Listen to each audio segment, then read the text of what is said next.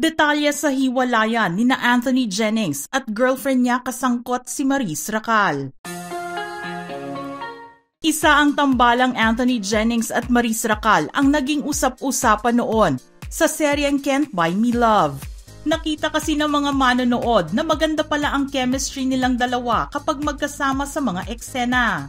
Hindi naman nila pareho inasahan na magkakaroon ng maraming followings ang pagkakapareha sa kanila para sa serye. Nagulat na lang sila nang biglang nagiging bukang-bibig na sila ng mga viewers ng programa at nabigyan pa ng tawag na Snow Rin ng mga fans. Panibagong era nga ang pinapasok ng showbiz career ngayon ni Maris dahil matapos niyang malagay sa isang love team noon na hindi naman ganoon naging sikat. Ngayon ay masasabing nakakasabay na siya sa mga list of love teams sa TV na tinitilian ng maraming tagahanga. Ganoon din naman kay Anthony. Bagamat may ilang mga proyekto na siyang nagawa, ngayon pa lang din mas nakikilala ang kanyang pangalan sa larangan ng acting. Pero kapatid na yata ng pagkakaroon ng love team ang intriga sa personal nilang buhay. Noong July lamang ay nabalita ang pakikipaghiwalay ni Maris sa boyfriend niya of 5 years na si Rico Blanco. Ang issue naman ngayon, si Anthony naman daw ang nahiwalay sa kanyang non-showbiz girlfriend na si Jam Villanueva. Lumabas ang usaping ito noong isang araw lamang at sinasabing hiwalay na rin umano si Anthony sa kanyang girlfriend.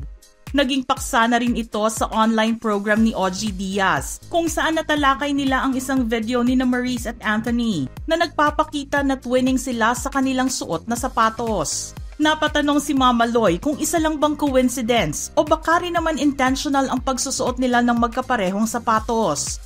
Sumagot lang si OG nang hindi siya sigurado. Pero ang alam lang niya ay nauuso ang pagsusuot ng magkaparehong damit o sapatos sa mga couples. Kasama na riyan ang mga magka-love team. Matapos na pag-usapan ang tungkol sa couple shoes ng Maton, naging paksa naman nila ang balitang hiwalayan ni Anthony Jennings sa girlfriend nito. Ani OG, ang balita, hindi ko naman alam. Sana hindi totoo naman. Kaka-break lang daw ni Anthony Jennings sa kanyang girlfriend. Pero hintayin natin, baka naman hindi lang sila nagpo-post madalas. O hindi sila nagpo-post at all nang kasama ang isa't isa. Wala mang makuha sa ngayon na kumpirmasyon mula kay Anthony. Pinag-uusapan naman ang lumabas at kumakalat ng mga cryptic reposts ng sinasabing non-showbiz girlfriend niya na si Jam Villanueva sa social media. Mayroon na kasing ilang screenshots ng umano'y meaningful repost sa TikTok na ginawa ang girlfriend ni Anthony. Kaya naman napaisip ang mga netizens kung may koneksyon ito sa rumored breakup nilang dalawa. Ang mga ni-repost ni Jam ay tila patama sa isang tao. Ilan sa mga repost na ito ay, I will never forget your conversation with the girl you told me not to worry about. I will never forget the way I gathered my remaining strength to take screenshots while shaking badly from pain.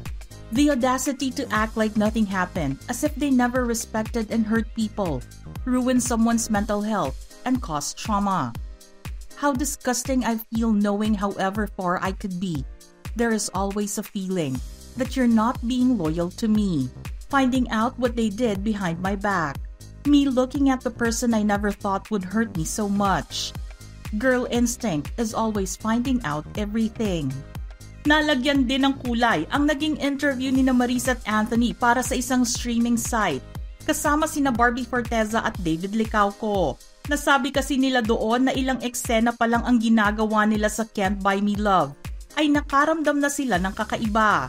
Dito nila nalaman na maganda ang working relationship at chemistry nila on cam. Inamin din ni Anthony na doon niya naramdaman na may kilig sa kanilang dalawa ni Maris habang magka-eksena. Mayroon ding isang video na lumabas noon kung saan sinabi ni Maris na nahuhulog ang loob niya sa isang tao pero hindi niya ito ipapaalam kaagad. Kailangan pa rin kasi niya ng assurance bago niya aminin na may nararamdaman na siya sa isang tao. Nang si Anthony na ang kailangan magbigay ng kanyang pananaw, hindi ito makasagot ng mabilisan. Pero sinabi naman ng aktor na depende sa magiging sitwasyon kung siya ba ang naunang nafo-fall sa isang tao. Isang litrato naman ang pinagpiestahan ng ilang mga netizens at kinilig sa pagsasama ni Maris at Anthony na nangyari kamakailan lamang. Nasa loob ng eroplano ang Maton kasama si Kyla Estrada nang dumating ang petsa ng kaarawan ni Maris.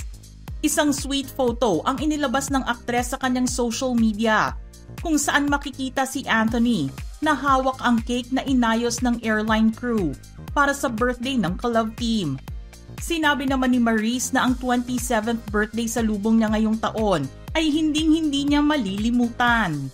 Marami nga ang humanga sa tambalang Maurice at Anthony o mas kilala sa tawag na maton dahil pareho silang nasa mga relasyon sa kanilang mga partners nang magdesisyon ang ABS-CBN management na ilagay sila sa isang love team. Kakaiba kasi ito sa nakasanayan nating mga love teams kung saan single pareho ang babae at lalaki na nagkakapareha. Kaya naman naging challenge sa kanilang dalawa ang trabahong ibinigay sa kanila dahil may kanya-kanya silang mga relasyon. Noong una, kahit nababalita at naipapakita ang pagiging close ni na Maurice at Anthony, iisipin lang ng mga viewers na professional lang sila pareho at ginagawa lang ang kanilang trabaho. Walang mali siya sa isip ng ibang tao dahil may boyfriend at girlfriend sila sa labas ng kanilang love team. Kahit ano pang intriga ang ibato sa kanilang dalawa, walang maniniwala na may something sa ikinikilos nila. Matapos din na mabalita ang hiwalayan ni Maurice kay Rico Blanco, kaagad niyang nilinis ang pangalan ng kapareha at sinabing hindi involved at walang kinalaman si Anthony sa desisyon niyang itigil na ang pakikipagrelasyon sa singer-songwriter. Tinabi lang ni Maurice na nagkaroon siya bigla ng ibang perspective sa kanyang buhay, maging sa kanyang career. Inamin din niya na siya ang nagkamali sa relasyon nila ni Rico at walang ginawang masama sa kanya ang ex-boyfriend. Pinag-usapan naman nila ang breakup ng maayos at kalaunan ay naging mutual na ito. Subalit marami pa rin ang duda sa nangyari. Hindi sila naniniwala na walang involvement si Anthony dito. Ngayon naman na lumalabas ang intriga tungkol sa paghihiwalay di umano ni na Anthony at Jam Villanueva. Marami ang nagsasabing hindi imposible na maging involved si Maurice sa issue nilang dalawa. Ikinalungkot naman ng maraming mga fans ang nangyayari sa kanilang personal na buhay ngayon dahil inakala nila na sila na ang magka-love team na kahit committed sa ibang mga partners ay mapapanindigan ang pagiging professional sa kanilang trabaho. Magkakasamang muli sina Anthony at Maurice sa bagong action drama series sa ABS-CBN na Incognito na pagbibidahan at pagsasamahan sa unang pagkakataon ni na Richard Gutierrez at Daniel Padilla. Matatandaan na noong mga nakaraang linggo lamang ay nabalitang nagpunta ang cast ng Incognito sa bansang Italy para doon i-shoot ang ilang mga eksena nila sa serye. Mga ka-showbiz peeps, gusto naming marinig ang inyong opinyon sa paksa natin ngayon.